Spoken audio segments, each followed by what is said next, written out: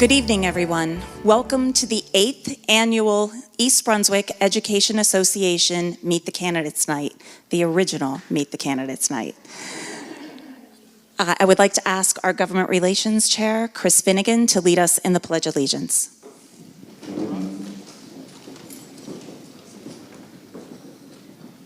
I pledge allegiance to the flag of the United States of America and to the republic for which it stands, one nation, under God, indivisible, with liberty and justice for all. Thank you so much. We're going to try to be as quick as possible because we have 9 candidates with us tonight, and we want you to get a chance to hear from all of them. So I am the president of the East Brunswick Education Association, representing 1,300 teachers and support staff within our schools. Again, this is the 8th time, and we're thrilled to be hosting it, and we hope that this will help in making your decisions. It is being aired right now live on our Facebook page, and it will also be on YouTube, EBTV YouTube, and also on EBTV. This night is sponsored by the New Jersey Education Association and the EBA Public Education Partnership Committees. Through these, we were able to apply for grants that totaled last year $170,000. So yes, we gave $170,000 to the community and to the schools. Our teachers and support staff write grants for classroom materials in all different areas, and we're happy to support that. And then also just in our community, love the Park and Recs program, and love to help them out every way we possibly can, including our beloved VFW and Tommy Cohill. We always make sure we sponsor his events as well. Moving on, we want to thank in the back Adam Neary, the executive producer and vice president, for supporting our needs here tonight in this lovely venue. And we want to thank Anthony and his crew back there, manager of EBTV, for filming this event and making this just a perfect situation, like so smooth, so incredibly smooth. A huge thank you to people behind the scene, our office manager, Janine Morena, who produced the lovely pamphlet that you have with the candidates' information.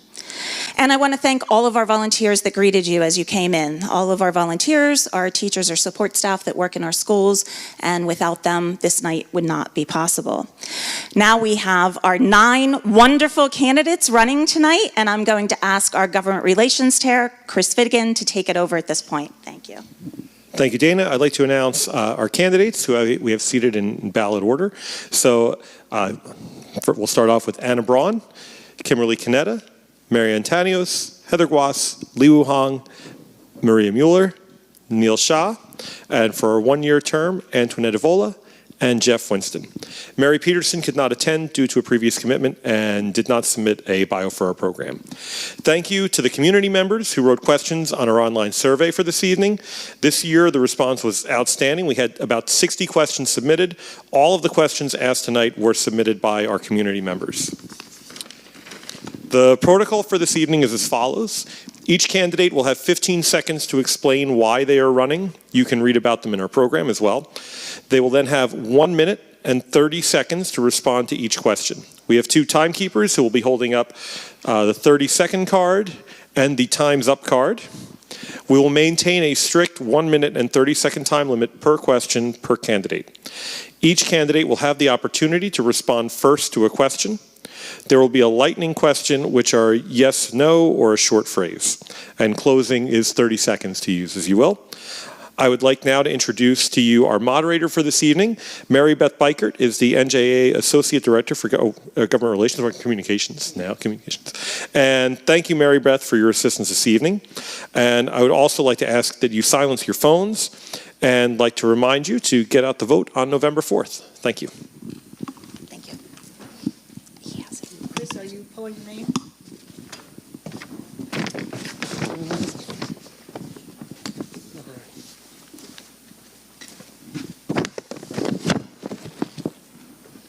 Chris is going to pull our name to see who starts off the evening. That's a screw top.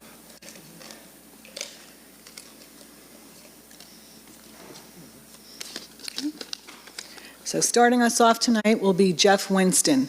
So Mr. Winston, in 15 seconds, please tell us why you are running for school board. Well, good evening. First off, thank you very much, EBA, Dr. Zimbicki, Ms. Breichert, guests, and Mr. Finnegan. My run is a comeback. I was on the board for 5.5 years. We're coming back to fix the district. I left under very untenable situations, and today's the opportunity for this district now to move forward. Thank you. Anna Braun, please.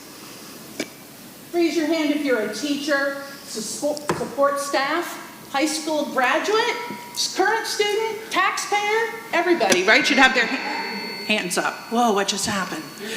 Okay. I am here for you to ensure that our schools retain the excellence we expect. Thank you. Moving on to Ms. Canetta. Hi. So as some of you may know, I am an East Brunswick School District alumni. My oldest is a graduate. I have an 8th grader at Churchill. I have special needs in Memorial 4th grade. I advocate for all students and teachers and bring a broad perspective that will help drive positive change. Great, thank you. And Ms. Tanius. Hi, good evening. I am also an EVHS grad, class of 2001. I know the level of excellence that our students deserve, having graduated and gone straight into a doctorate program.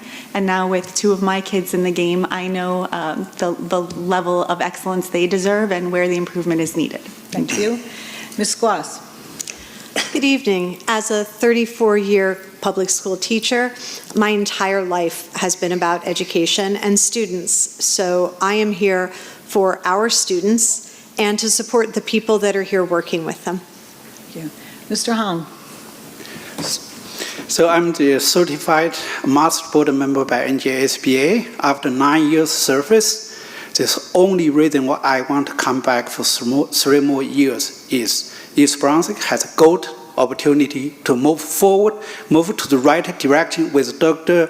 Memams on board. Thank you. Ms. Muller. Good evening. I'm running because I'm a proud product of the East Brunswick school system, and I'm confident that I can use my relevant, student-centered perspective to give back to our district and help the board adapt to a changing generation. Thank you. Thank you. Mr. Shah. Hello, my name is Neil Shaw, and for the last 21 years, I have been a resident and called East Brunswick home. My daughter graduated from the school district in 2023, and my son is in the high school now. I'm very proud of this town, and I really do want to help elevate the school system back to greatness. Thank you. And Ms. Avola. Hi, thank you for inviting me tonight. I'm running for Board of Ed to make sure the curriculum is going to be challenging for students and prepare them for the future. I want to make sure that we have fiscally responsible budgeting that keeps the budget in the classroom and not on waste. And I want to make sure that we are not raising taxes. Thank you. All right, we're going to start our first question and answer. For each of these questions, you will have 1 minute and 30 seconds to respond. And Ms. Braun, we're going to start with you. As a board member, part of your obligation will be setting goals for the district. What short and long-term goals would you establish for the district, and how would you like to see these goals assessed? How would you work to keep the public informed? Okay. Setting goals is something that I did always when I was teaching. It really shouldn't be that complicated. Oh, I'm sorry, I keep touching the microphone. My bad. Long and short-term goals. I am extraordinarily disappointed that we don't seem to have a goal for what's going to happen with the high school. When I was sat up here a year ago running for my first term, that was one of the hot button topics. What's going on with the high school? What are we going to do about the TCUs? I have not heard anything. So that is one of the first things that we need to address. And we need to make sure that we see movement on it with our new superintendent. I also expect continuation, improving communication with the community, and transparency. We shouldn't have to find out things via Facebook. We should be finding out what's going on with facts from our superintendent. Okay. All right. Ms. Canetta. So my background is in project management, and I am very goal-oriented as well. Action plans, making milestones, communicating proactively to the community, to the administration, to the teachers. Short-term, long-term goals, like Anna just said, high school, we need to come up with a plan for what we're doing with the high school. Also, in terms of communicating to the community, we should have a set goal to continually keep everybody abreast of everything that's happening. And then imbalance of the classrooms in the school district, that's something that I feel like we need to also work on, and reaching a goal, but placing milestones and a plan to spread everybody out. Okay, thank you. And Ms. Tanyas? So for the short-term goals, I would see that since we have a new superintendent, the primary goal there was to ensure that we have the vision for this district in alignment for our superintendent. I'm all about setting people up for success, including our staff and our students, and especially our superintendent who's going to be leading this organization. That would include our budget, which is coming up sooner rather than later. It'll be here before we know it. And for our long-term goals, that would include our curriculum and to improve our test scores. Those things evolve constantly, and we want to make sure that we're getting ahead of them. As far as keeping the public abreast of what's going on, I've been on the board since July of this year, filling a vacancy. And if you watch those meetings, you will see that I make every effort to make sure that there's discussion that's being had in public. Even if it's something that I know the answer to, I want to ensure that the public is also aware of what's going on and why we're driving decisions like we are, just like we did in our recent superintendent meeting. Thank you. Ms. Squas? Good evening. I would say for short-term goals, they remain consistent for me always for the district. I want to make sure that we are monitoring and ensuring student success, both academically and for mental health, which means to evaluate this, we need to stay in contact with our students. Has this education given them the foundation that they need to move forward in what they choose to pursue? Not necessarily a four-year school, but each student should feel successful coming from our educational background. For long-term goals, like everyone else, we need to be moving on the high school, and most importantly, we need to get the 9th grade to the high school. They're missing opportunities by not being there, and there's so much more we could do if we had the 9th grade there. But I think the main thing is that we need to go to the public with a great deal of information about the possibilities for a new high school. The public wants solid information, they want that communicated, and they want to know, and I think the public needs to be given the choice for a referendum and how to communicate this. I think with Dr. Maman, she is the type of person who wants to talk, and I think we need to have more small town hall meetings like at the elementary schools with her so people can ask the questions they want to ask and the board can come back to them with the answers that they deserve. Thank you. Mr. Hong? So as a board member, my goal will be assisting our new superintendent to know the unique need, value, strengths of East Brunswick. And I will work closely with her to do a thorough evaluation or audit of our curriculum and financial system, ensure they meet the highest standard, and help our new superintendent to develop short-term or long-term, maybe 3 months, 6 months, and 3 years goal, and hold her accountable, and helping her to hold her entire team accountable. Again, as the new high school, and we need to come up with a actionable plan for a 4 years high school, where the high school is a community decision, either build a new one or renovate the current one, but the board must work immediately. Thank you. Mr. Shaw, Ms. Mueller. First off, I just want to say how excited I am for our new superintendent, Dr. Maman. I think that for the board, our first short-term goal should be to help Dr. Maman be more familiar with the school district and understand the culture of East Brunswick more. I think this can be done through her visiting the schools to understand where teachers and students are currently at. This way, she can effectively think of ideas of how we can improve support for our teachers, education support staff, and students. In terms of long-term goals, I do believe that we have to set goals that are both challenging yet achievable achievable. And as a board member, I'll do everything I can to set more clear feedback to help Dr. Maman carry her vision for improving the East Brunswick school system.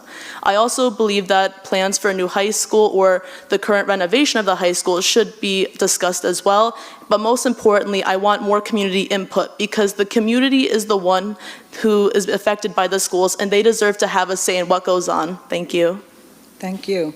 Mr. Shah. My short-term goals and long-term goals revolve around results-driven leadership. This one cannot be optional. If we're serious about improving our schools, we need more than polished presentation and lofty mission statements. We need clear, measurable goals. For the superintendent, goals tied to outcomes, not just optics. Benchmarks, deadlines, accountability, no more vague talk, just results. We believe leadership should be held to the same high standards we ask our students. That means showing your work, meeting your deadlines, and owning your outcomes. Every time, if you're managing one of the largest budgets in the county and shaping decisions that impact every student, teacher, parent, and taxpayer, you should be reporting progress. And that's what we will be looking for, result-driven leadership. Thank you. Thank you. Ms. Savola. Hi, thank you. Short-term goals would be extremely simple. You need to have straight communication with your district. Important changes like a 15-minute delay in a school opening shouldn't have come from a Facebook post. It should have been coming directly from the superintendent. So I'm going to express that to Dr. Maman and let her understand that our district does a lot better when they know a lot more. Long-term goals would be pretty much to set her up for what we expect from her as a superintendent. We are doing really well with NJSLA. We're not going to have that anymore, but just because we did 66% doesn't mean that we want to keep it there. So I want to know what she's going to do to create a higher goal for herself and for our students. The more challenging their curriculum will be, the more successful they can be, and then we'll be able to continue having excellent education in East Brunswick. Thank you. And Mr. Winston, we're going to end this question with you. So I appreciated all the answers of the fellow candidates up here. Take a time out. Our job is to assure that the district runs well, not to run the district. A lot of these candidates just gave you great answers if they were interviewing for the role of superintendent. The superintendent comes to the board with what they see to be the necessity to make this district better.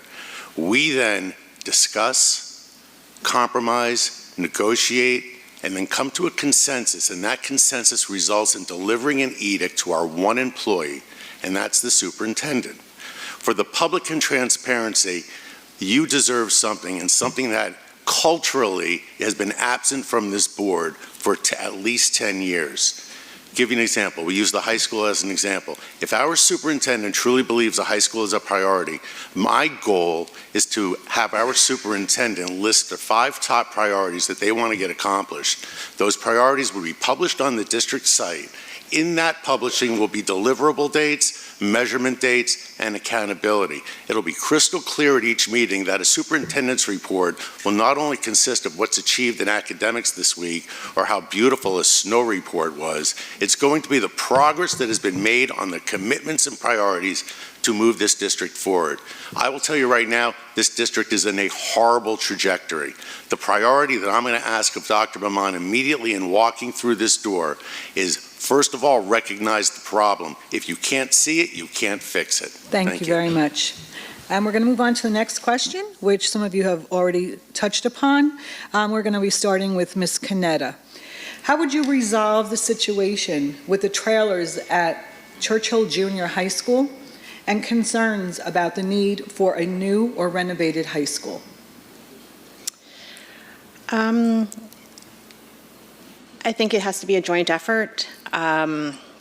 Obviously, we would have to talk to the superintendent to see what she feels about our district and where we are with everything. But we also need to communicate with the community as well, just because they have the children who are going into the trailers and the high school, and there's also the budget and a lot of things, a lot of different moving variables here.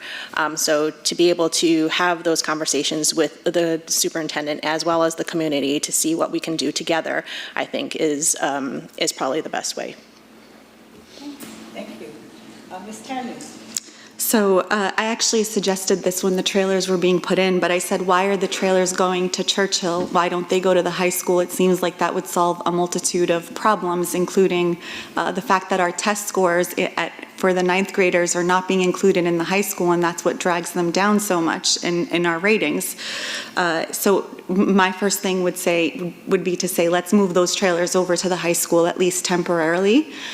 We also need clearer numbers, because when I went back to look, there were no actual demographics given of how many students there actually are at Churchill. There are empty classrooms from what I understand, so I'm not sure why they needed to be there in the first place. So that would be a clear goal that would need to be done immediately. And as far as a new high school, we need a new high school. However, my understanding is also that when that dollar amount was put in for how much it would cost, that was a list of a wish list of everything we could possibly have, a pool, a dome, everything. So we would need to reassess that to see what do we actually need and what would the cost of that be in order to make it more realistic. Okay, thank you. Ms. Glaus. I would say to resolve the issue with the TCUs at Churchill, I would like to say that when they first went in, I was strongly in favor of putting them at the high school. I felt that the ninth grade up there as a ninth grade academy would give the ninth graders many advantages that they don't have at Churchill, plus becoming a part of the high school community, plus the impact on our rating within the state as a district because of test scores. There were issues that were brought up. It's a consensus-seeking group, so they are at Churchill. What I would like to do with them in the future, I do not believe that they are easily mobile. They're not, if you have not seen them, they are not trailers per se. But what I would like to do is see them repurposed. A great deal of our budget issues can't just be solved with cuts. They need to be solved with initiative. So I would like to see Dr. Maman come up with ways to use this as more of a revenue source. Could we start a special education small academy and take in tuition students from other surrounding districts? People move here for our special education. Why not use that to our advantage and take tuition students? And as to the high school, as someone who's worked for a very long time in very old high school buildings, I don't think that we can continue to disrespect the taxpayers' money and pour good money after bad. There will continue to be issues, there will continue to be fixes, and I don't think that's how we should be spending our money. We should invest in a better facility that, again, can be used to raise revenue, whether it's an athletic facility that we can rent on the weekend, a bubble, whatever it is that we can do to take the burden off the taxpayer. Thank you very much. Mr. Hong. So I was part of the process, in the process for where to put the TCU. My original opinion is to put in high school, to form a 4-year high school. That will help us to improve our ranking. But unfortunately, majority of members decided to put it in Churchill. As for the new high school, I strongly believe the building is already in the tipping point. So it's not wise to put new money to the old money if the tipping point is there and the return will be small. And additionally, I don't support the idea to the renovation because the high school has a nickname of terminal house. We have more than almost 10 different terminals. If we renovate each section and thinking about the supply chain issue, one section will take maybe more than 2 years to do it. And then, which means our high school student will be spend more than 10 years in the construction zone thinking about the asbestos issues, lead-based paints, and noise, safety. So I don't think it's a good idea, at least my personal opinion, it's not a good idea to renovate the current high school, but the board should take the input from the community because this is a huge project for the entire community. Thank you. It's community's decision. Thank you. Ms. Mueller. To begin with, the temporary units at Churchill were constructed with the notion that there would be a new high school. Over $1 million was spent both for these trailers or temporary units, and as well as architectural plans that did not proceed further. As a member of the public, it's very difficult for me to give an intelligent answer to this question when it's clear that money was spent without a clear direction. However, I can say that if elected to the board, I'll do whatever I can to ensure that the community is put first at this discussion. The taxpayers and people of East Brunswick have a right to have input on what we do with the high school, whether it's renovate or rebuild. Thank you. Okay, thank you. Mr. Shah. So the question should be, how do you fix something that's easier to kick down the road? That's what's been going on for the last 4 years. What we should be doing is should be talking to neighboring school districts that are actually putting a process or actually have completed a high school in place. How did they get the money? How did they talk to the community? What did they have to do to talk to the architects? We had a plan in place. We spent $300,000 on architecture plans for the school, but that went down the drain because someone didn't put in the fact that Arthur Street was a county road. These are questions that we all need to take into effect, and when we do our research, when we talk to our neighboring towns, when we're able to have intelligent conversations and not point fingers at each other, that is when we get better as a whole community. Thank you. Thank you. And Ms. Evola. Thank you. The worst decision that was ever made in this district was putting the 5th grade students in Hammersholt. They do not belong there. They're mentally unable to deal with that type of a building. There's a lot of children who go through a lot of emotional issues once they're in that building because a lot of the students are coming from smaller schools. The biggest problem that we had was putting the 5th grade there. We were told that there was this influx of students that were coming in, and that's why we needed to open up the high school, and that's why we needed to spend millions of dollars on this TCU, and yet our enrollment has dropped from year to year to year. So before people voted on spending millions of dollars on these TCUs with no direction, they should have been holding the superintendent accountable with a timeline of when these things were going to be done. Now, we have 5th grade students with no playground, playing in parking lots, when they should have been still in their elementary schools. So even though the TCUs can't be picked up and brought to the high school because it's not that mobile, they should have never been placed there in the beginning. They should have been placed at the high school, and the high school students should have been there. That would have put more pressure on the district and on the residents of this town to get those kids into the regular building with the rest of the school. Thank you. Thank you. Mr. Winston. Can I ask you to repeat the question? Because there were many answers given. I don't think actually addressed what I thought you said. Can I get a repeat of the question? Absolutely. How would you resolve the situation with the trailers at Churchill Junior High School and concerns about the need for a new or renovated high school? That's what I thought you said. Okay.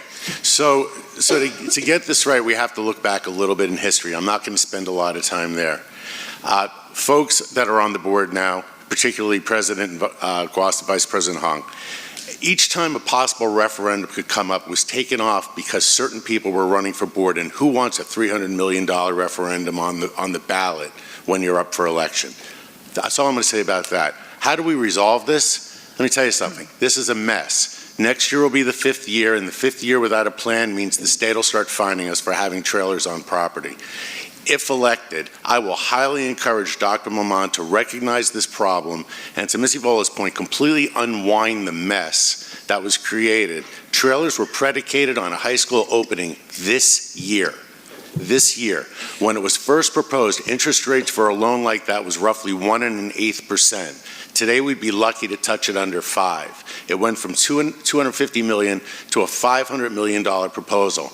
That is poor leadership, poor management, and that's what happens when you have a board that doesn't give a superintendent goals, deadlines. There was a mention here. There was a timeline that was worth nothing. Nothing was executed. I would absolutely propose that we unwind what we did, put everybody back where they were. How do we repurpose the TCUs? I think they'd make a great administration building. Let's sell Route 18, and let's see how they like going to and from without a canopy over their head when it snows. Thank you, Mr. Winston. You're welcome. And let's move on to Ms. Braun. Mr. Winston stole my idea, got there first. Do we really need 760 Route 18 at this point? How many administrators have we already cut? Okay? Now, I've been here since 1987. Back in the olden days, we had administration stationed in different buildings. There's modern technology now that we didn't have back in the 80s and 90s. You can actually see someone's face over a computer screen. So guess what? They don't all need to be in the same place at the same time. Those TCUs, which I never was able to get a completely accurate count of how much they cost. $3 million at least for the foundation, and then another $6 or $7 million we borrowed for the trailers. Now, that's $10 million right down the tubes, another $1 million for an architect. Unacceptable. This will not continue. Whether I'm on the board or not, I'm going to make sure I raise holy heck to see, I'm trying to keep it clean for the kids, to make sure that this does not go on, because this is completely unacceptable. As a teacher, if I did not perform the goals that were set for me, I would have been out. And this is the way that we need to move forward with our new superintendent. She needs to help us, work with us to figure this out. Thank you very much. And that question certainly did bring up a lot of passion, which leads to the next question, which you're going to love as well. And for that, we are going to start with, with Ms. Tanyas. What are your thoughts on elementary redistricting? If it must be done, what concerns would guide your decision-making, and how do you think it should be achieved? If not, why not? Thank you. Sure. So, yes, I absolutely think elementary redistricting needs to happen. I asked this question of how was this originally decided for us to say which kids go to which school, and I was told that the person who was in charge of that plan literally took out a map and said, these kids go here, these kids go there. There were no actual numbers that were looked at. So, you know, we need to have actual numbers. We can't make decisions that aren't data-driven. My concerns around it obviously are infrastructure, right? Everybody's driving around town and sees what that looks like. Also, I know that it's comfortable for everyone to be in their home school. Everybody wants to be in their neighborhood school. But on the other end of that, we have to look at the equity for our students. I'm hearing things about certain elementary schools. They're not resourced equally. Some schools have more advantages than others, even with the buildings themselves. Not every school has a gym. Why is it fair that some kids have a school with no gym and others don't? Even when they're pulling in the morning, the situations are more chaotic. So those are all concerns I have. Equity is definitely a major driving point for all of this. And as far as how to achieve them, I mean, we've had demographers come in before, but I would like to see actual data in order for us to determine who goes where, and can we keep them as close to their home school as possible. Thank you. Thank you. Could you repeat the question, please? Sure, absolutely. Thank you. What are your thoughts on elementary redistricting? If it must be done, what concerns would guide your decision-making? And how do you think it should be achieved? If not, why not?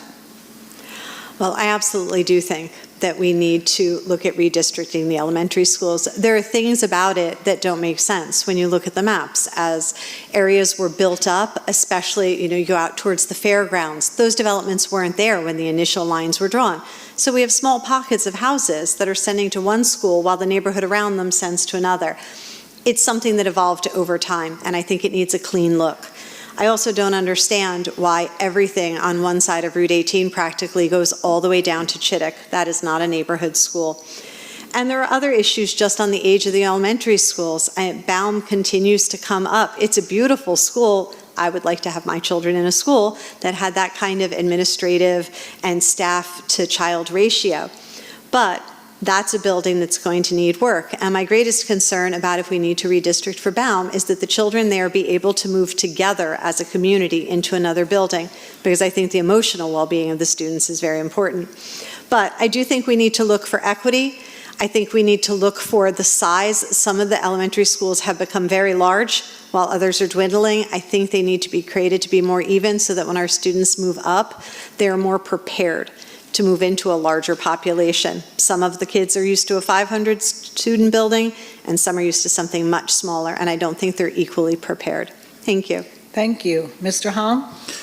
The redistricting is a problem. This issue has been talked for a long, long time. In East Brunswick, certain small pocket students can be transferred to be very remote elementary. So this issue must be addressed. But before we're actually doing the redistrict, there are multiple things we have to do. Number one, we need to make sure every school has the needed resource to make parents comfortable that they send their student to that elementary school. Second, we need to make sure we have proper transportation planning. Make sure the transportation safety, efficiency is certain before we actually doing this, because student safety is the first concern everyone should keep in mind. And with the safety issue, bus fleet, everything is totally considerate, then we can do actually the redistrict our elementary school. Thank you. Thank you. Ms. Mueller. I do believe that elementary redistricting is an important topic. Speaking from my personal experience when I attended Hammersholt, a lot of students actually compared the different elementary schools that they went to, and they noticed that some elementary schools had more resources and were considered better than others. I don't think that should happen. I think every elementary school should have equitable resources, and every teacher have the appropriate resources needed for good student learning. And regarding concerns, I do think that bus routing is particularly important. This is because transportation is a large cost of our budget, and I do believe that if we redistrict, we can save money based on planning routes, because certain neighborhoods that might go to different schools could be grouped together, which could save us a lot of money, and especially because we have a pretty a challenging budget issue. But however, I also want to ensure that we do consult the experts, people who know about the different areas in East Brunswick and people who are familiar with the enrollment numbers, because particularly I'm not an expert about this because I'm not on the board, but I want to make it a point that I work with people who are knowledgeable about this, because I think that's what contributes to transparency and progress. Thank you. Thank you. Mr. Shah. Redistricting has been a topic of discussion in East Brunswick for decades, yet a full-scale redistricting effort has not taken place since the early 80s. This should definitely be an early-on goal for our new superintendent. We have a changing landscape with brand new apartments coming up, a new development plan for the mall. We're going to have a lot more children entering our school system. This is not going to be a short-term fix. It's a strategic investment in the future of East Brunswick, and we do definitely need a plan. And that is one of the reasons that a good, strong board understands that they do not guide policy, and they do not enforce policy. They have one employee, and that is the superintendent. And that superintendent should be coming into her job on December 1st with a plan, and this should be one of the main plans that she comes up with. How do we reinvent the East Brunswick school system? How do we make sure that every child, every teacher, every taxpayer is getting the full benefits of living here in East Brunswick? Thank you so much. Thank you. Ms. Avola. Thank you.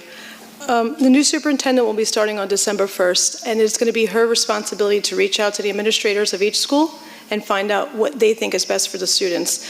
There were students in my children's classrooms that they couldn't have play dates with outside because these kids lived all the way where Warnsdorfer was, and then those students couldn't make friends with their neighbors because those students were in Warnsdorfer. So when you look at the map, the way it's set up, it does not make sense at all. And with the new apartments coming in, and you do have an influx of students that are coming in, whether it's going to be from kindergarten to 4th grade, they all can't fit in Lawrenceburg. If you just look at the 2024 numbers, Lawrenceburg had 362 students, while Memorial had 408. And then you have Bound, who had 201, and Frost 383.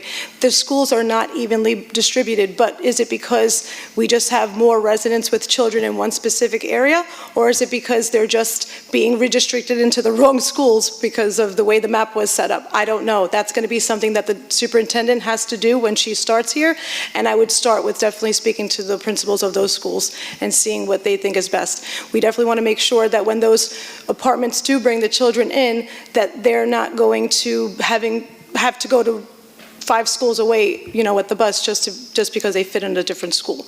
Everything has to make sense. Thank you. Thank you. Mr. Winston. Thanks. Redistricting, I'm going to spoil the ending. Everybody's going to hate it. All right, redistricting is a very, very difficult thing. It becomes roughly a 5-year problem before it straightens itself out. All of that being said, we haven't had redistricting in this district since the mid-1980s. While the apartments certainly are a changing landscape, where are all the cows? Those are now all apartment complexes or townhouses too. I'm looking around the room, I see a bunch of realtors, and then I see around the room, I see 3 of our 5 council people. Redistricting is a larger issue than just saying where you're going to bus everybody. We need to form a relationship again between township and districts so we know what is happening. Redevelopment, I'm not against it. I think it's great. The mayor uses the word blighted often. I think that's a nice word. Mine's a little worse, but I'm from the early 80s. It's a disaster, what was on Route 18, and I do believe the improvement is there. But you can't be silent. You can't act in a silo on this township when you're bringing in this construction, recreate demographic numbers to suit your narrative, when in fact most of it's happening in Lawrencebrook. You're going to flood that school. If you're wrong, say it's 150 kids, using Ms. Evola's numbers, that's half the size of Lawrencebrook. We may be talking about a wrong school at this point. Maybe we should be building an elementary school, but we don't know. The communication's not there. The cooperation is not there. Fix that, and I think you can address redistricting a much easier way. You're welcome. All right. Ms. Braun. Yes, during budget season, I asked, what's going on with redistricting? Do we have results of a redistricting study? And I was told, oh, that's in the works. Well, when are we going to get those results? This was months ago. We need to take care of this as soon as possible. Now, one thing that I'm hearing from people, closing bound, not closing bound. Absolutely not, as far as I'm concerned. In 1983, the Board of Education suggested that we close, wait for this, Lawrencebrook, Memorial, and Irwin.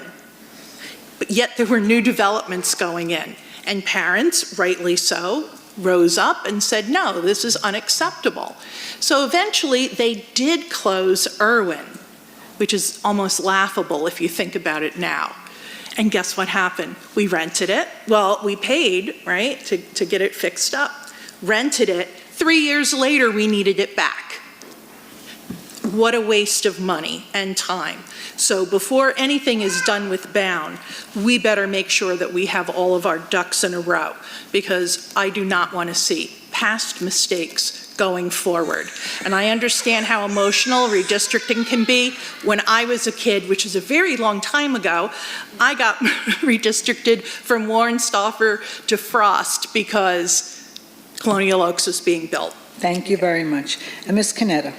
So with the changing community structure comes along with redistricting. I think class sizes for learning is important. Teachers holding 20+ students is stressful. Like Jeff said, it is a long-term fix, but it has to start sometime. We can't just keep kicking it down the road and thinking about it, but not actually really thinking about it and possibly, doing research on how effective it would be.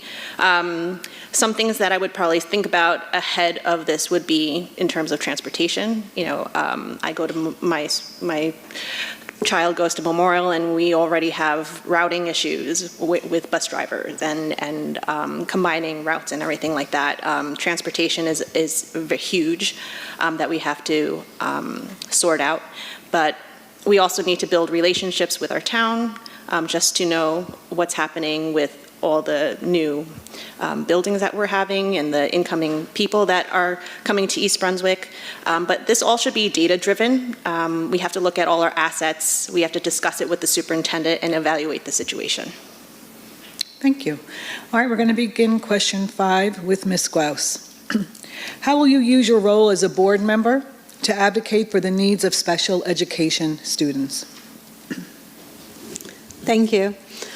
So for the first probably 23 years 22 years I was a teacher. I was a special education teacher. And before I was that, I worked at Daisy in East Brunswick, where I developed my passion for education. Actually, prior to that, I thought I was going to go to law school. And then I met an East Brunswick student and everything changed. As a board member, I think we have the obligation to make sure that we're not just providing what the law requires, but that we're really looking at what's best for students. We need to provide the least restrictive environment. We need to keep our students in district as much as possible. As a board member, that's important in two different ways. The cost of out-of-district placement is phenomenally high, and they can change the cost of that throughout the year. There's no legislation that forces them to keep where they were. They can tell us midway through, they're raising it. But the other reason is more profound, which is we need to keep our students in their neighborhood schools with their peers, if at all possible. They should have the same access to everything that every other child has. The other thing I think as a board member, my role is to make sure that I keep active communication with the CPAG organization. Those parents are doing a phenomenal job growing it and the support for each other, but they also offer a lot to the district. And as a board member, I think it's our obligation to work with them. Thank you. Thank you. Mr. Hong. So to help students with special need is legally required. It's not negotiable. Even the school districts spend all kind of resources to help those students. It's legally required. As board member, how can I help those students' need? So during the budget season, Dr. Pan did a search, indicated that state own us a lot of money for special need students. Actually, for last 3 years, each time I had meeting in Trenton, I always lobby to full fund special education program. For example, current program, we don't have any bargaining power, not at all. Even when we send the students out, they send us the bill, we have to pay, no negotiable power at all on the school side. So I have been lobbying that we must change. The school district should have a bargaining power, and that's the best way to help our students without extra fund, and the school still doing very good. I'm proud of our staff for the school special education, but as board member, I will keep lobbying additional fund from the state level, help our students to achieve next level. Thank you. Thank you. Ms. Mueller. To begin with, I believe that East Brunswick does have an adequate special education program. For example, we have a child support team that meets with parents and teachers to ensure that every student who has the special education program has the appropriate resources needed to grow and thrive. However, similar to what Mr. Hong stated, the state has been cutting our funding for students with special education needs. I think this is wrong. The state should be giving us the necessary support we need to support our most vulnerable students. And if elected to the board, I'll lobby for increased funding at the state level, and I'll work with our state legislature to advocate for the funds that we deserve. Moreover, if elected to the board, I want to work with our superintendent and to encourage her to work more with our child support team to ensure that she has a clearer perspective on what teachers are currently doing to support students and parents, and what more can be done to give them the resources they need. Thank you. Thank you. Mr. Shah. So as Mr. Hong said, special need is required by law. And as a board member, we need to understand that that means a lot to a lot of different people. And so all the children who need help need to ensure that they have proper evaluators evaluating their special circumstance. As a board of trustee for fast break basketball and buddy ball, I have a unique opportunity to see how an encouragement, a proper program, and the ability for these children to flourish. So where do we get the money? Are we well prepared? Is our budget established to ensure that we don't have these pitfalls, and that as the year goes on, we're not getting surprised? Our special needs community needs us as a community to support them, and we need to support the schools, the teachers, and the children, and the taxpayers. Thank you very much. Thank you. Ms. Avola. Thank you. The numbers on the Department of Education website as of 2023, we have 18.5% of special education students coming into East Brunswick. We're attracting special education students because we do have an amazing program. You can tell which parents don't have special education children on this panel because they're speaking as if this is something that's so amazing for all these parents. I put a Google form out for all of my supporters and whoever stumbled across it to fill that out. I cannot tell you the amount of parents who feel they're not being heard when it comes to their children's special education, whether it's a teacher who's not prepared to handle the type of needs that this child has, whether they're outnumbered in the classroom, whether they've been saying, my child has this, and the district's telling them, no, they don't. And they are giving you all of the proof that this child needs more help and the district's not going to do it. So I'm telling you, when it comes to special education, we need to make sure that our parents know that the number one thing that they can do is advocate for their child, and they should never feel like they're being annoying when they're doing that. We need to make sure that we need to make sure the superintendent knows that all special education parents do not feel heard, and that's the first priority she should have for them. Thank you. Thank you. And Mr. Winston. My time on the board, I learned one thing when it comes to special education, is that the board doesn't know anything about special education. And what I took away from that comes from a personal experience, having an IEP child while my child was in school. And there's nothing more degrading than having to fight for the advocacy of a child knowing that they're right, but you can't help but feeling that the conversation is being led not by need, but by budget. Okay, and that's not how it's supposed to work. Our most special community, I've been enlightened to more than I could ever imagine by the work that my wife does when working with sensory art programs for the most special of our community. And working with area advocates and knowledgeable people far beyond my purview of knowledge, like Audrey Weiner and her beautiful daughter Diana, as they teach the rest of us one thing on the issues. But more importantly, we have community experts. Everybody loves to throw around the phrase, it takes a village, it takes a village. We got a village, folks.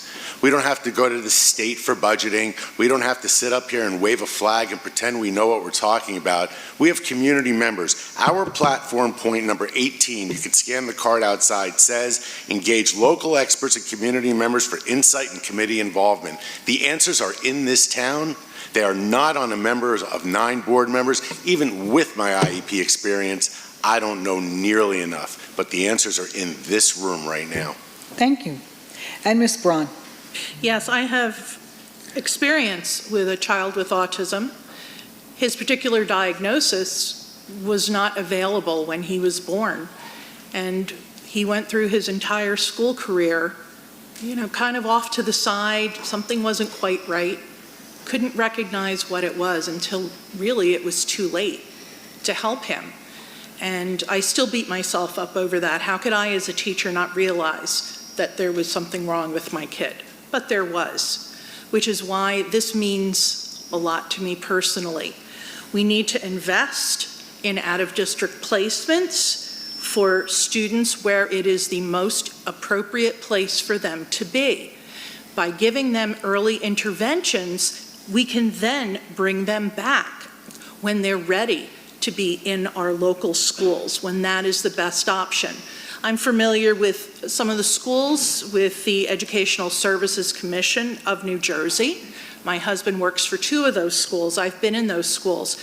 They're very different than being, like, for example, in Churchill School with 2,000 kids, and you have children with auditory disorders that can't handle commotion, noise, overstimulation, and we have them in a building that size. Now, another thing about ESCNJ, they post their prices on their website the year before. I'm sorry, your time is up. Yep. And on to Ms. Canetta, please. So best environment and least restrictive for our child to learn. That is the goal for our special needs community. I am part of the CPEG group. It's amazing. I'm glad to be a part of it. I am also a CPEG liaison who helps parents navigate the system and to make people aware of the different resources that we have in the community, so that they can get the help and the support that they and their children need. Yes, it is mandated. That's always been my answers for every question I have about special needs, the special needs program here. Oh yes, it's mandated. I really would like to ask for transparency on how the budget for special needs is being used. We need to make sure that the program is not driven by budget, but by our children's needs. So I would ask Dr. Maman to review our current programs to make sure administration is visiting the classes of our special needs students, to make sure that everything is going well and that the students are in the appropriate places where they can thrive. Thank you. Thank you. And Ms. Tanyas, we're going to close it out with you. Thank you. So, I've heard this over and over again that, yes, this is mandated by law, but with all due respect, East Brunswick has never been about doing the bare minimum. East Brunswick needs to go above and beyond, and that's what I've been advocating for. As a member of the PTA President's Council, we are also involved with CPEG, so we hear what the concerns are there. And I've been speaking to a lot of community members, and this needs to be a community-wide effort. In fact, I myself have gone to Trenton to advocate for this. I've had a personal meeting with Senator Gopal. He had a bill on the table to cover 100% of special education needs across the state at the state level. And he said to me, Marianne, where is East Brunswick? Where is our community to go and advocate? Because other towns were putting people on buses and going to Trenton to advocate. So while there's so much that can be done here in East Brunswick, that bill sat there and it went from 100% to, I believe now it's down to 60%, and it's still sitting there.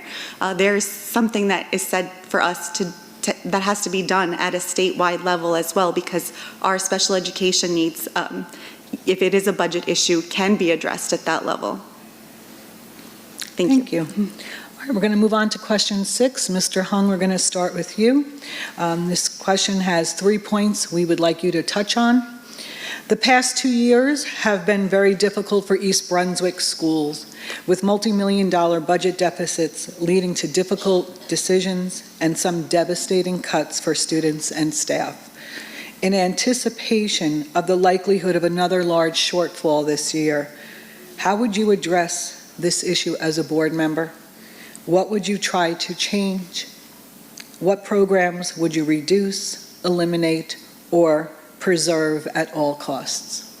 Well, it's a very big question. Before I answer that, in Trenton, I personally met Senator Gopal 3 times last year about special need students, because I'm the NJSBA Board of Director. Each time I went there earlier. So I have multiple chances to talk to him about the budget. Yes, the last 2 years, East Brunswick was hit very badly, and we cut programs, we cut stuff. For me, I anticipate we'll get another 3% cut next year. And another scaring factor is the inflation is very high, the utility bill is flying, and I believe everyone senses the pain already. So how to deal with this one? There's two things. Number one, I will still keep lobbying for more money. I have been talking about funding formula. I keep telling Trenton people that current formula is not right. The statewide common factor and the 1 year community value and the 1 year community income is not proper for East Brunswick. So they need to do a better job to give more details. For example, the state can be divided in Central, South, North Jersey, and they got different formula. And second, I don't think we should cut any teaching program, teachers or programs. The way we should go. Thank you. We'll come back to your closing statements. Ms. Mueller. To begin with, budget deficits are never easy, and no one wants to see programs that they hold dear to be reduced. Now, in light of this, I do think that there is an optimistic approach we can be going about. For example, I do think that we can think of creative ways to resolve the issue. For example, I noticed at the high school during the summertime that the lights are often on, yet the building is unoccupied. Why not try to raise more revenue through introducing summer programs for our students? That way we can retain more students here and give them necessary academic support. Additionally, we could try and raise money through other means, for example, by strengthening our alumni network. We have a vast group of alumni. We have fantastic students who have gone on to achieve great things, and I think by strengthening the alumni network, we can create more, we can receive more donations, and we can also receive more mentorship for our current students and help them become more adaptable to the job market. Additionally, in terms of reducing programs, I don't believe we should try and reduce programs that we hold dear. I think that it's important that we try and cut other costs. For example, we could try to save money on maintenance costs such as electricity, trying to reduce electricity while being more sustainable. We might also be able to save money by changing bus routes slightly to save gasoline costs and the amount of time spent driving students. And most importantly, I think the root of the issue is at the state level. If elected to the board, I'm very committed to ensuring that East Brunswick is put first and that we can lobby for more money. Thank you. Thank you. Mr. Shaw. So the first question we should all be asking everybody is, who does it benefit? Who does it benefit? Let that sit in for a second. When you talk about budgets, when you talk about preserving programs, when you talk about the school system itself, it should be always about who does it benefit. Does it benefit the children if we cut teachers? No. Does it benefit the taxpayers? Does it benefit administration? These are questions that are not being talked about. Mr. Hong just said that he feels that the budget is going to fall again. That's the most scariest thing I heard up here today. An actual sitting board member feels that we're going to be behind, when we should be thinking about this now, not in January, not waiting for the business administrator to come out and say again, well, the state, they cut our funding again. No, where's the backup plan? Where is the institutional knowledge of everybody that's been on the board for multiple years that have gone through this? They should be screaming that the budget needs to be a year-long process, not to throw up the hands and talk about it only during this time. We scare the town, we make some cuts, we rip the Band-Aid off, and then all of a sudden people forget, they pay a higher tax rate, and we move on to next year. That's not how it works. Any corporation in America, the accounting department would be fired. Thank you very much, Mr. Shaw. We're moving on to Ms. Avola.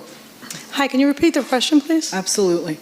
The past 2 years have been very difficult for East Brunswick schools, with multi-million-dollar budget deficits leading to difficult decisions and some devastating cuts for students and staff.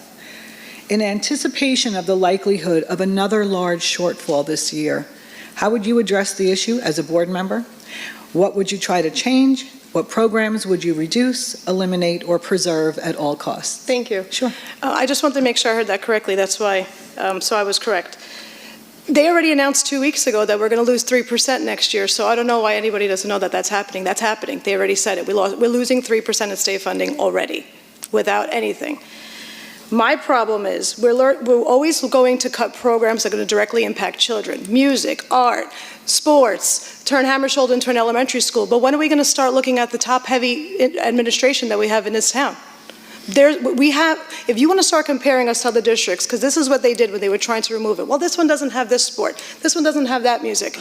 Well, if we're going to start looking at these things, let's look at the administrative. They don't have all these people that are making $5 million. So let's start looking over there before we start cutting programs. I don't want to come back to Hammersholt with 700 people and my poor daughter being the first student that had to beg for her school to remain the same, or for the sports kids to not be stuck in the middle of the street in the summertime so that they can actually be together as a team for 9th grade sports. I don't think that we should be taking music away. We are literally known for music. So no, I'm not ever going to vote on anything that's going to directly impact students, which means it's not going to impact the classroom, which means it's going to protect the teachers. We want to start looking this year at something, we're going to start looking at the top.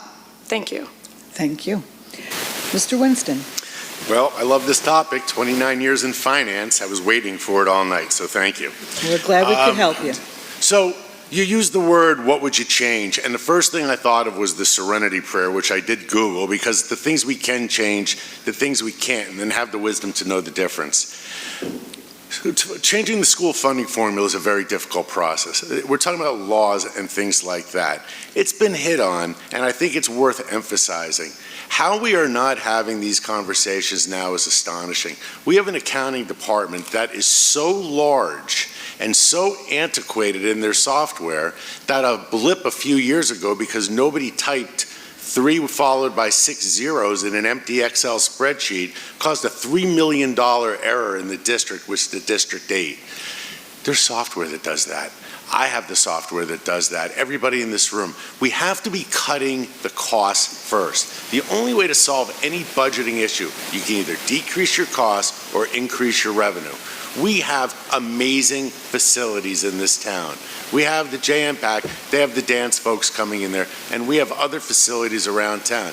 We better start looking at sponsorships. We should be forming think tanks along with other districts and using shared services to buy commoditized items to lower our costs. Where's the creativity? Where's South Brunswick, Old Bridge, all the other places that buy reams of paper every year? It sure would be nice if we did a group purchase. Every little bit counts.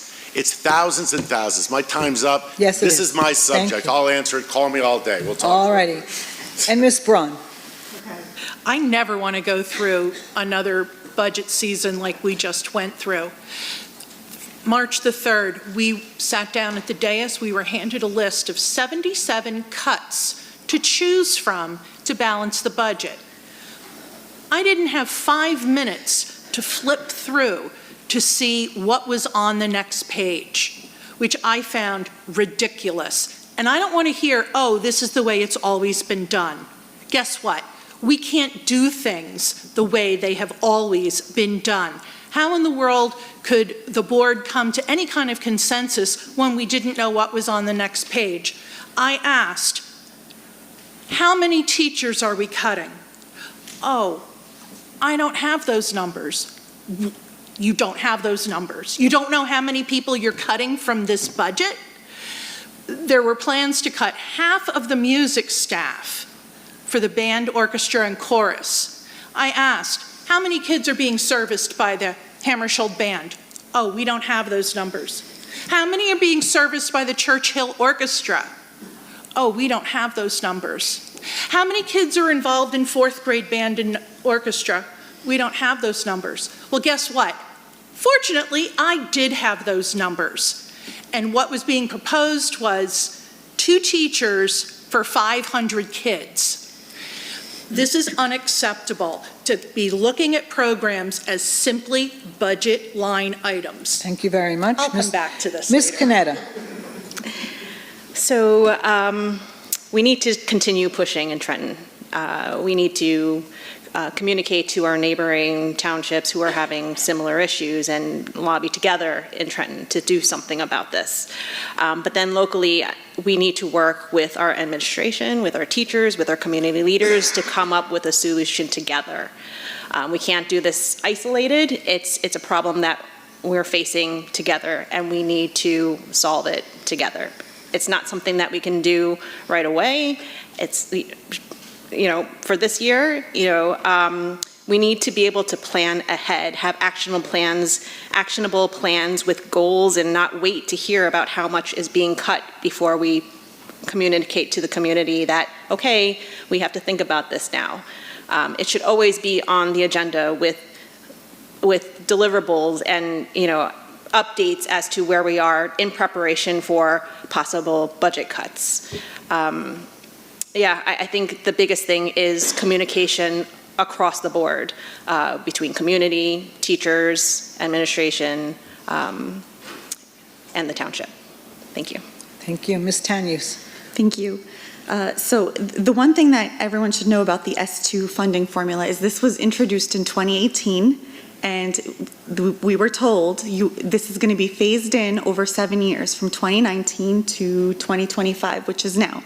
So although nobody could have anticipated, in all fairness, how drastic this was going to be, if you know there's a storm coming, you should start planning for that. So I think the word there is anticipate. This wasn't planned for properly. No matter how much it was an undertaking, it still should have been on our radar as, hey, this is coming, and you shouldn't be spending money the way you are. That's one thing. As far as what I'm willing to change or compromise on, I'll tell you what I'm not willing to compromise on, and it's the education and the mental health of our students and our teachers. If you watch the last Board of Ed meeting, I don't believe that you can cram 20-something kids into a classroom with one adult and call that education respectfully. That is not education. And if you see, I asked for that policy to be pulled, and it was honored. So that is one thing I'm not going to compromise on, the mental health or the education of our students or our staff. Thank you very much. Ms. Klaus. Well, the past 2 years have been beyond challenging. And what I've learned is that it has been a learning process. As president this past year, and based on the board's consensus, we moved the budget process into the public. Was that providing total clarity? No, it is a confusing process, but we tried as hard as we could to involve the community, because that brings me to what programs would I preserve at all cost? Truthfully, I don't think it matters what programs I want to preserve at all costs. I think what matters is what the community values. When we made changes and the budget was suggested about music and the Hammarskjöld setup, which I did not love, but when the community came out and spoke, we sat for hours listening and asked the superintendent and the administrative team to come back. We want something different. We want something better. It's not about what I want. I'm just one board member, but I'm here to represent the community, and we need to listen to what the community wants. The other thing is that Dr. Maman said when we were talking to her, show me your budget and I'll show you what you value. I think part of this needs to be, she needs to go out to the community and meet and decide what the community values and spend that time listening as we develop. The budget started being developed in September. We are not waiting until February. We know the cuts are coming, but we want teachers in the classrooms. We want children given the best possible care and education, and we need to make smart changes. If that means sports teams that don't have competition eliminated, that may be a smart change. Thank you very much. Ms. Mueller, we're going to start question 7 with you. Student mental health has become an ever more pressing issue, while federal funding for school counselors and training has been slashed. How would you address this as a board member? What do you think the district should do in the short and longer term to foster the social, emotional, and psychological health of students? To begin with, East Brunswick. To begin with, East Brunswick does do a good job of, first off, it does publish a list of free mental health resources on its website. But I do agree that further action could be done. I do believe that mental health is important, and it's important that we establish the talks about mental health at a younger age level. I think to begin with, students should be taught in the elementary school levels that their mental health matters, and it's important that our students are both physically and mentally well. I think one part of the mental health crisis stems from pressure with tests.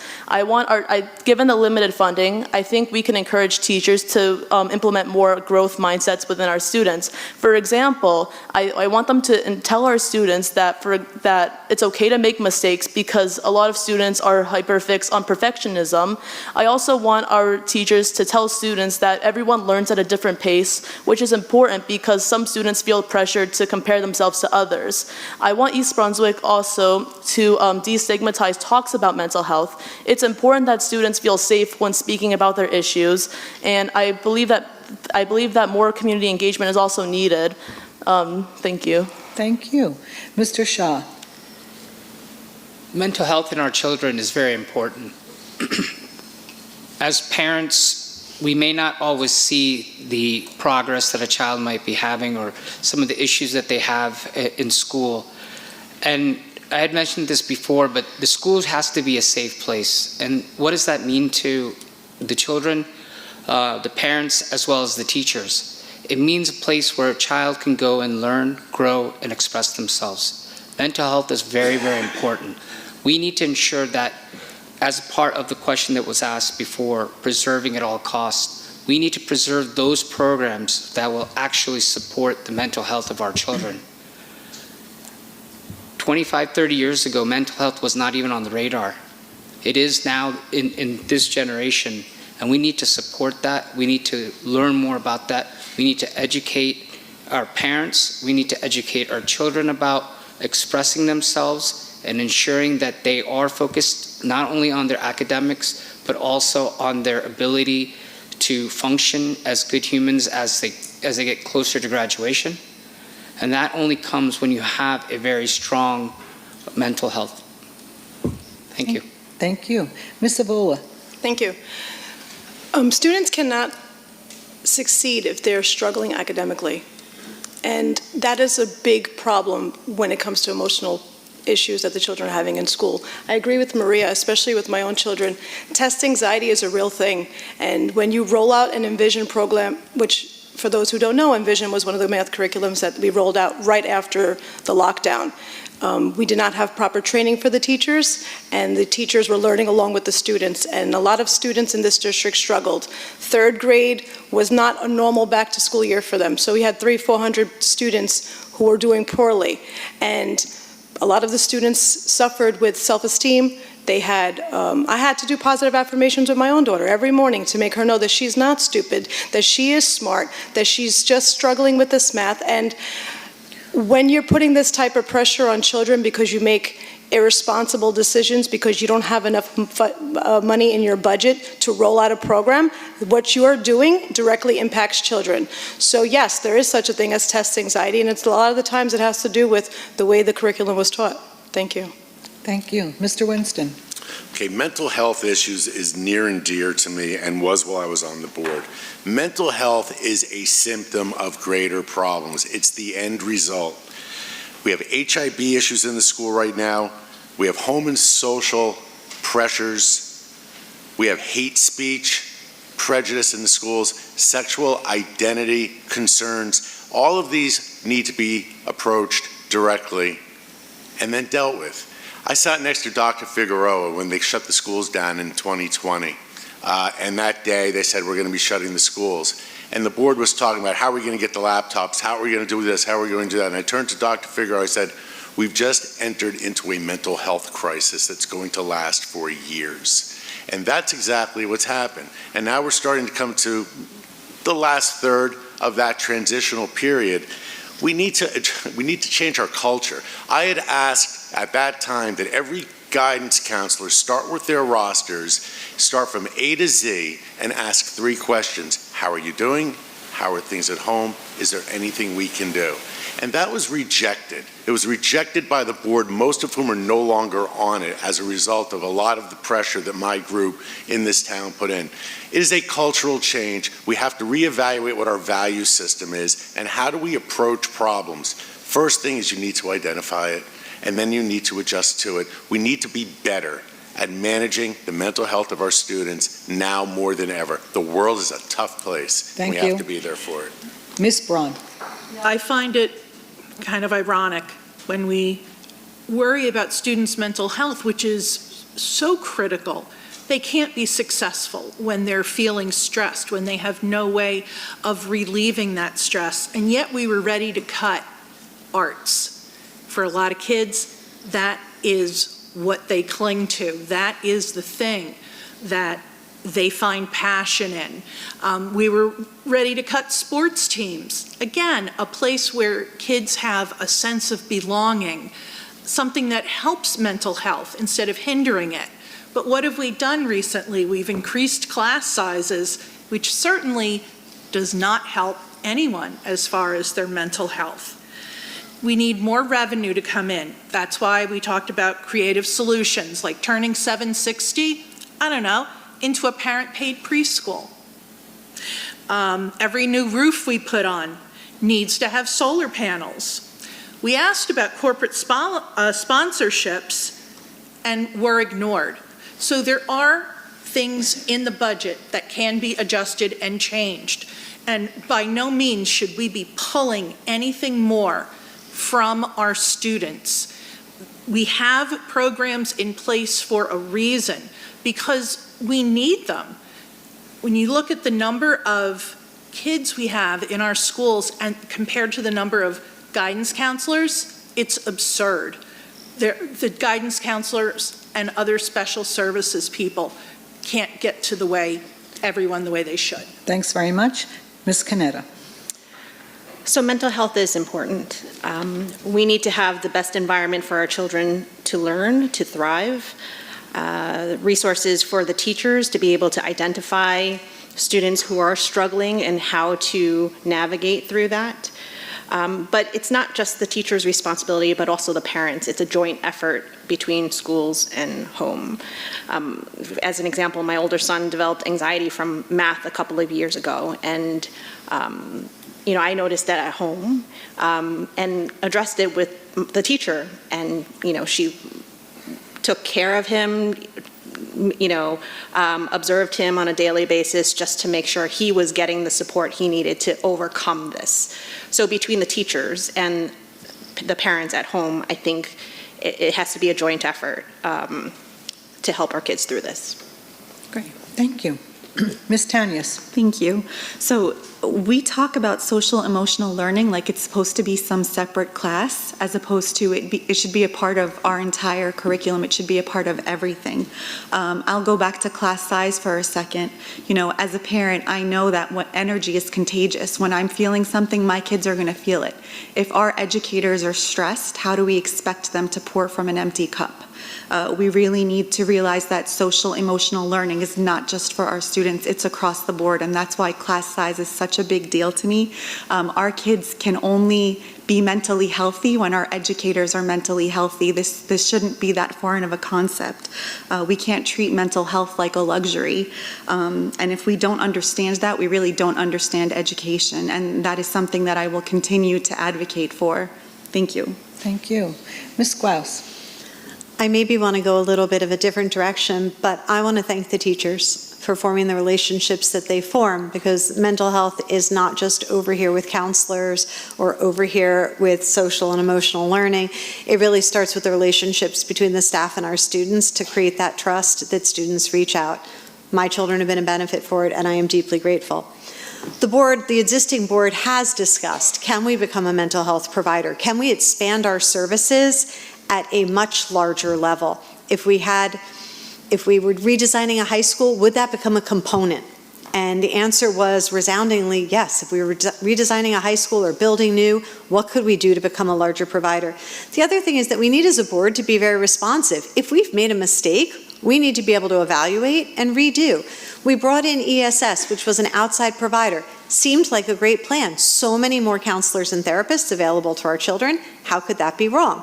But the feedback was, even though it seemed like a great solution, our students weren't able to form the same relationships. The counselors were shifting. We needed in-house people that they could create long-term relationships with, and they did. The other thing is communication. We have so many programs. When Student Services has its meetings, it's outstanding. The student mentoring and sources of strength to the lower grades, we have so much, and the public doesn't get to see it. So we've been talking with the Student Services Committee about how do we get that information out to the broader public, so communication from the district to the public, but also in the other direction, I think a focus has to be communication from the community to the school. Thank you very much. And Mr. Hong, you're going to be the last candidate to answer this question. Thank you. Mental health is the foundation of our students' performance. It's the foundation of our students' future. The school should put whatever resource needed to help to educate our students' social, emotional learning. So this takes entire community, not just school teachers, counselors, entire community, including their parents' involvement. We need to work together. First, identify which student has mental health issue. This is not just, for example, one teacher realized this student didn't submit assignment. Another teacher identified this student coming late. Since the teachers need exchange their information and they work with the parents, find out what's really going on with this student.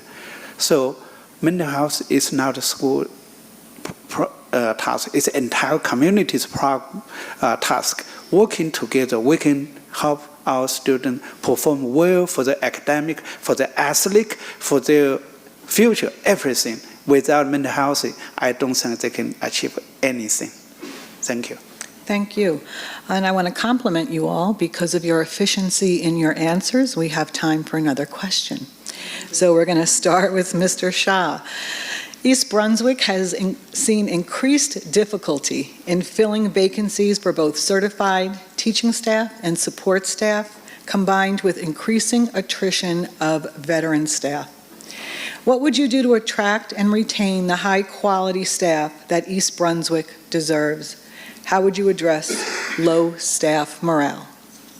That's actually one of my favorite questions. See?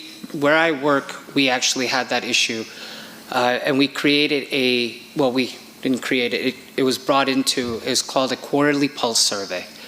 And that quarterly pulse survey is what the first thing I would do. I would have it come in at the beginning of the school year, and we would send out a survey. It would be anonymous, and it would be completely viewed by independent people that do not have any association with the teachers, with the administration, and they would aggregate the information that was collected in these surveys by the teachers, the students, as well as the staff. And they would take that, and then they would provide that to the board for them to look at, and then the board itself would take it to their one employee and say, these are the goals, these are the things that the teachers, the staff, and the students want. How can we make this happen? So we'd have it at the beginning of the school year, we'd have it in the middle of the school year, and then we will look at the way that the results happen, and did we achieve what we set out at the beginning of the year? These surveys, they work really well because they only work really well is if they're anonymous, and they give that safe space for the teachers, for the children, for the staff to answer. They need to be incorporated into the yearly schoolwork, and it should be able to help identify. Sorry. Thank you. Ms. Avola. I like this question too. This is a great one. You want to know how you improve teacher morale?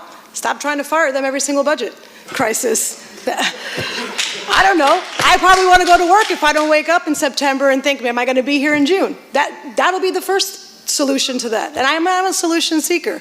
So that would be the first one. If you want teachers to be excited about going to work, then you need to make them understand that they don't have to worry about them going to work.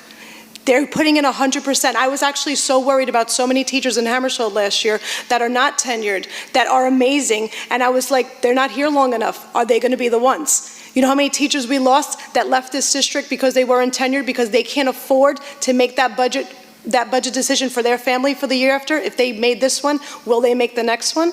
Teacher morale 100% has to do with them not having job security. That is the first problem. The second problem is they have to be included in the conversations. Majority of the teachers didn't even know that Hammersholt was going to turn into what it was going to turn into, and no one asked the teachers, who's going to catch up these students in math when they're pulled out for music? And for those of you who don't know, I can't say, they don't have enough time here, but no one asked the teachers if they were going to have enough time to catch up those students when they missed math or English or social studies or science to be pulled out for music. Those conversations needed to happen. So if you want to improve teacher morale, stop trying to fire them. Thank you. Thank you. Mr. Winston. Wow. All right, so people don't quit their jobs, they typically quit their bosses. And when that happens, that's when you have to really consider the why. When you have a business administrator who decides one day that he's going to run around and remove all coffee makers and fans from the classrooms, I think we've lost our way. Okay, I think that creates hostility and anger. I wish I could read you the text messages when I announced my candidacy and the teachers who I had met along the way in my journey and the time here. There's one story I'm going to relate, and I think this captures it, that there was a woman who's now left as a result of this, because she said every time she got an email that had either the HR director, the superintendent, or the business administrator's name, that she would have a panic attack, leave the phone on the kitchen table, and her husband would have to open it and then come upstairs to their bedroom to tell them what was said. You want that job? We need to create an environment where teachers want to come to work, they want to perform, they're recognized for performance, they have the outlet as the pulse survey idea, which Neil and I drafted, and that I would encourage the superintendent to put into effect immediately. You can't come to work scared. Kids can't come to work with mental health issues and expect to learn. We have to find hope, folks. We're human beings trying to produce a product of educated children. We have a job to do, not beat people up to get that accomplished. Thank you. Thank you. Ms. Braun. Oh, thank you so much for giving me an extra half hour to talk about this since we have... Well. Oh, not a half hour, sorry. Okay. As a longtime East Brunswick teacher, I can have seen with my own eyes the nosedive that staff morale has experienced over the last 10 years. And it's not just because of budget shortfalls. It's a lack of respect, and that starts at the top, and you have a trickle down. Never in my career did I ever see tenured teachers who I'd worked with for years, bailing out. If that's not a signal that we've got a serious problem, I don't know what is, but yet it's been covered up under the rug. Oh, if they want to go someplace else, go right ahead. We'll hire somebody cheaper in their place. Longtime teachers, I used to joke that, oh, they would have a party in the business office every time one of us old-timer, expensive teachers left. And then I actually witnessed it, not the party part, but we're really like, ooh, breakage, we're saving all this money from breakage. When was the Hammersholt principal notified that there was a plan to turn his school into an elementary school? My guess is 15 minutes before a meeting. How can you expect your staff to feel respected and valued when they're not even included in some of the most important decisions that are being made? And I'm looking forward very much to our new superintendent. Great. Thank you, Ms. Canetta. The work culture is important. I think it's important to everyone, and especially for teachers. This goes with, how well our kids do. I think there needs to be a healthy relationship built between our administration and our teachers, and that really has to start with our new superintendent as one of her priorities. To build that so that teachers are happy and they don't feel like their program or their position will be cut with all these budget talks. Teachers need to feel that they are valued, and that it's included with any changes that occur. So like I said before, in terms of any decisions that we make, it's a community effort, and we shouldn't leave teachers out of the discussions. Okay, thank you. Ms. Tanius. Thank you. So leadership is everything. I come from the corporate world, and I remember leadership training 101 was people won't leave, and I think somebody here said it, people won't leave this job, they will leave you. Thankfully, till this day, I've been doing what I'm doing for 18 years. Nobody has ever left me, so I'm grateful for that. But we need to also stop telling our teachers what to do. I've spoken to some of them, and I've asked, are you using differentiated instruction? And they're like, well, we can't because we have to do it this way. And education is not one size fits all. The teachers know what the kids in their classroom need. How can we tell them you have to do it this way? And then they're being assessed on how they're teaching because it doesn't fit whoever put the curriculum into place, what they saw for this. So we need to actually give them the autonomy to be able to teach. Just like in any other industry, I've seen wonderful teachers have their spirit diminished because they're not able to do what they needed to do for their class. And I really don't want to see that anymore. Thank you.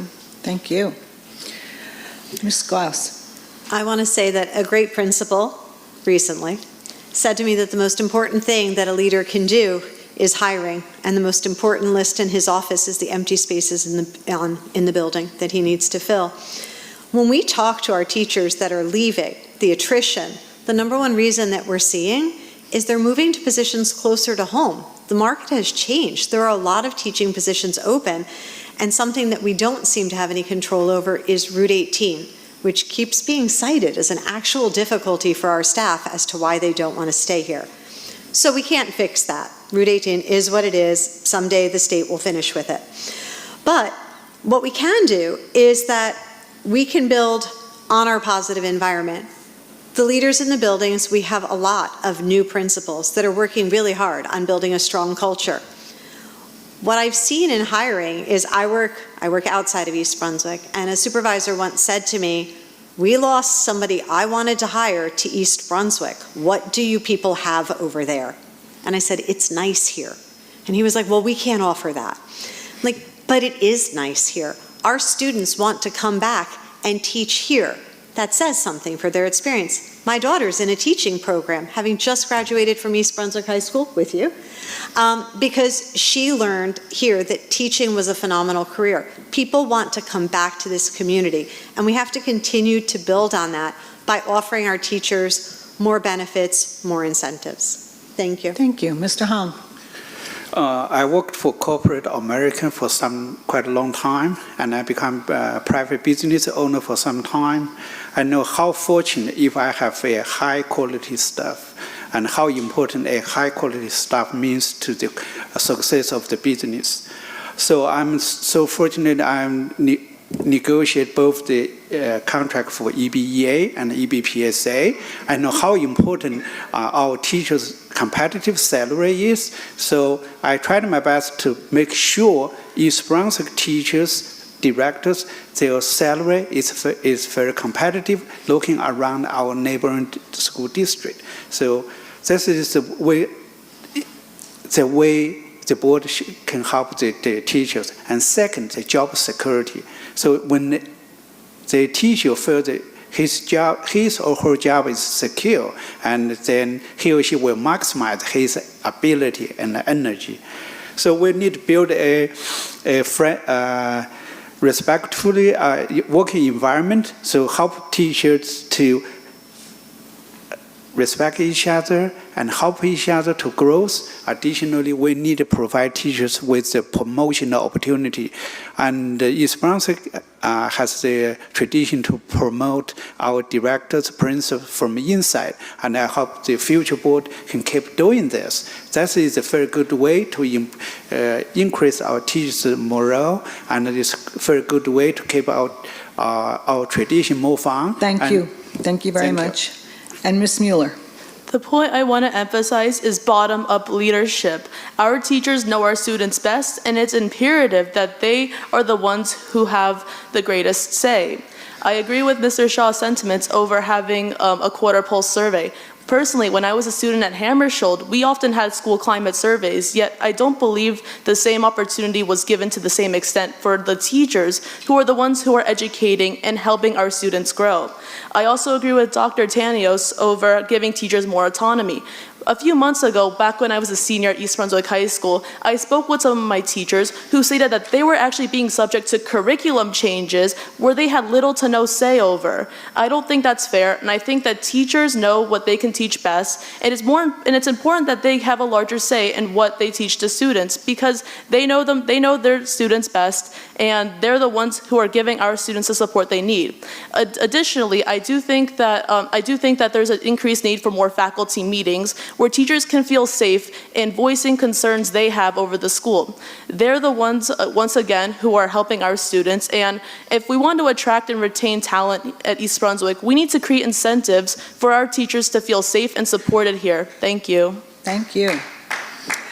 All right, we are going into the lightning round. That means you will either answer yes or no, or you will answer in a one phrase, depending on the question. So, Ms. Evola, we are going to begin with you, I believe. Increasing the 3-minute time limit for comment at board meetings, yes or no? Yes. Mr. Winston? Yes. Ms. Braun? Yes. Ms. Canetta? Yes. Ms. Tanius? Yes. Ms. Guas? No. Mr. Hong? Yes. Ms. Mueller? Yes. Mr. Shah? Yes. Okay, number 2. And we're starting with Mr. Winston. Closing Bowen Monroe, yes or no? Ms. Braun? No. Ms. Canetta? No. Ms. Tanius? No. Ms. Glass? Depends. Mr. Hong? No. Ms. Mueller? No. Mr. Shah? No. No, it was the best school for NJSLA. Why would Okay, we- okay. We're moving on. In one phrase, Ms. Braun, what will be your first priority on day one if elected? I'm going to try to support the superintendent. She's got a heavy load to carry. Ms. Canetta? Superintendent goals. Ms. Tanius? Vision for the district, including superintendent goals. Ms. Glass?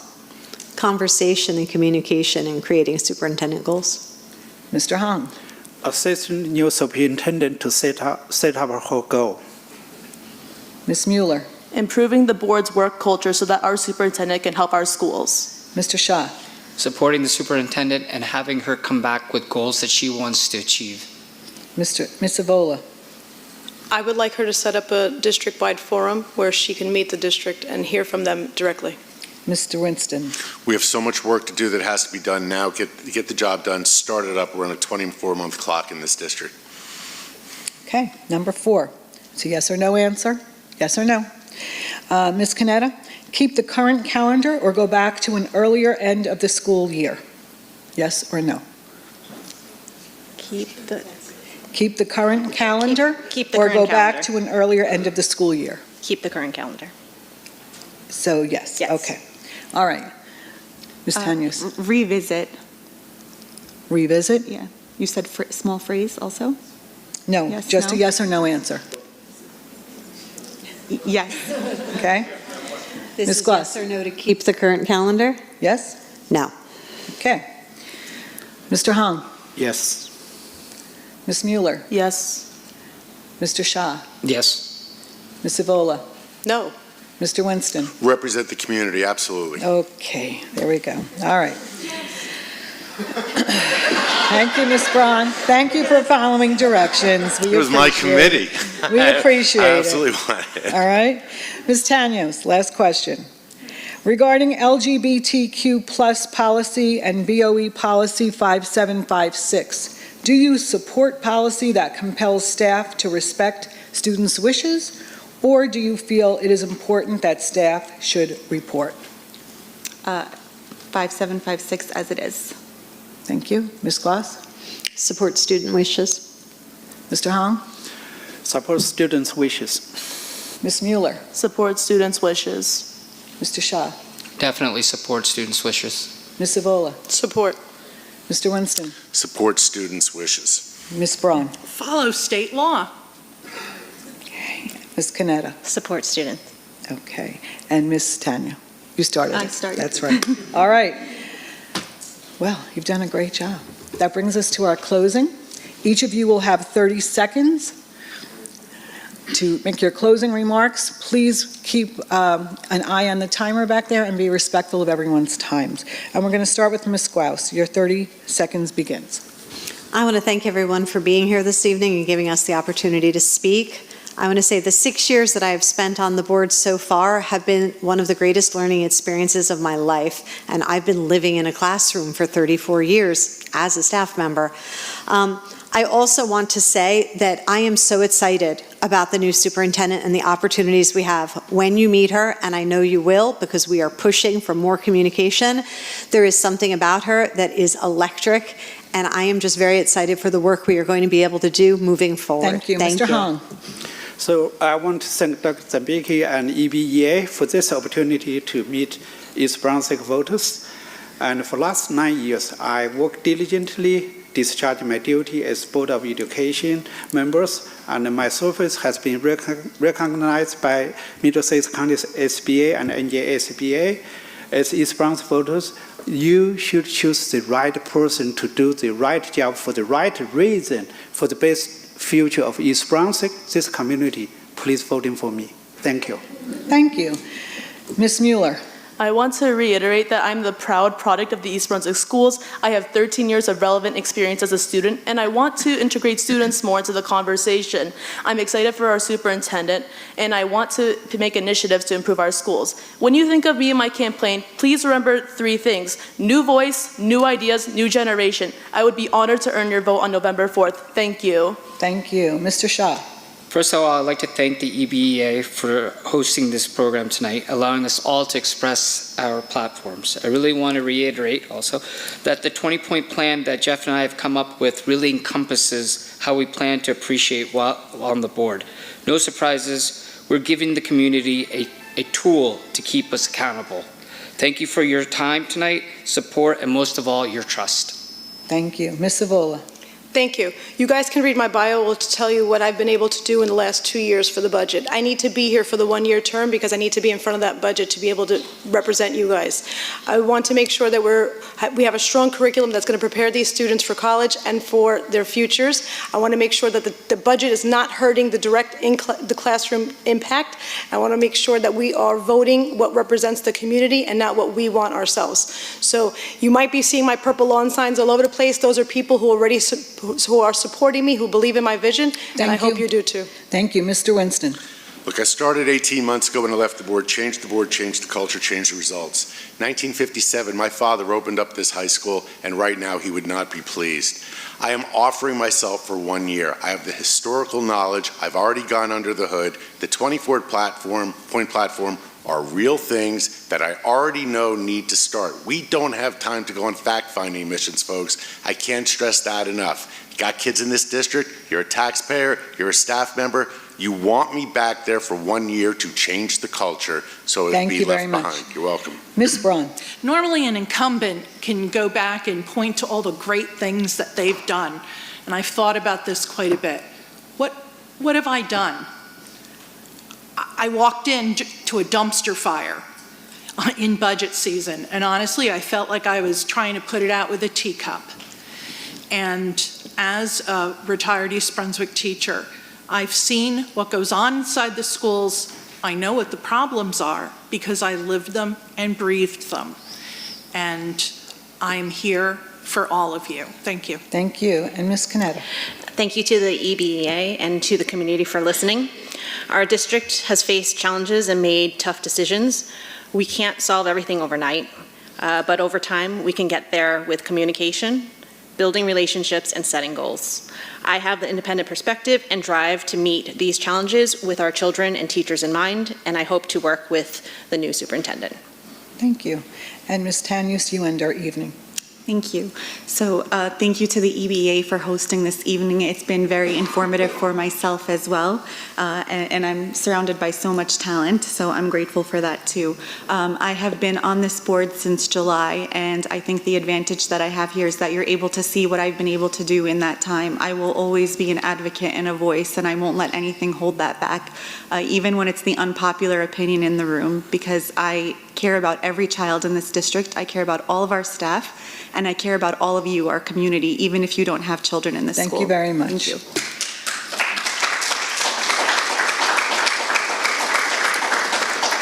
With that, we'd like to say goodnight. On behalf of the East Brunswick Education Association, we thank you, board candidates. We wish you the best of luck. And to our community members, we thank you for tuning in and hearing about the issues that impact your students. Good night.